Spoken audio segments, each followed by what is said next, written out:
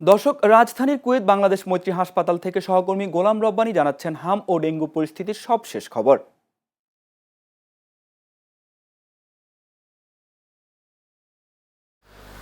ধন্যবাদ কামরুল আপনাকে।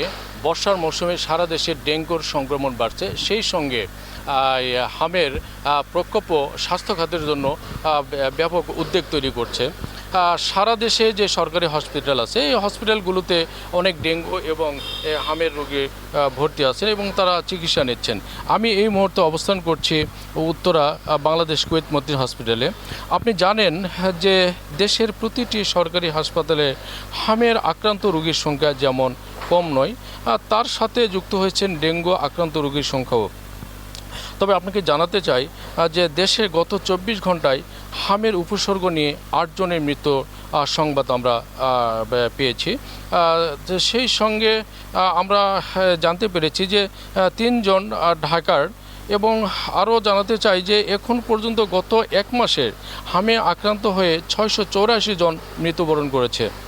অন্যদিকে বিশ্ব স্বাস্থ্য সংস্থার তথ্য অনুযায়ী দেশে হামের সংক্রমণ ও উদ্বেগজনক। শিশুদের মধ্যেই আক্রান্তের সংখ্যা সবচেয়ে বেশি।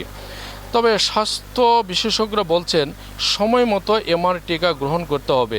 আবার ডেঙ্গু বিষয়ে কিন্তু চিকিৎসকরা পরামর্শ দিচ্ছেন যে ডেঙ্গু প্রতিরোধের জন্য বাসাবাড়ি ও আশেপাশের যে জমে থাকা পানি অপসারণ করতে হবে।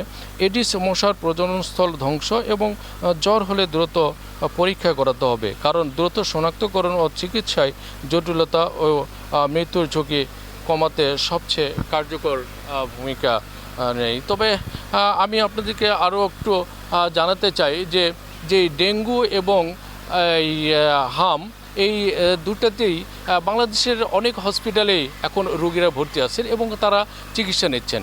তো এই ছিল আমার কাছে বাংলাদেশ কুয়েত মৈত্রী হসপিটাল থেকে সর্বশেষ।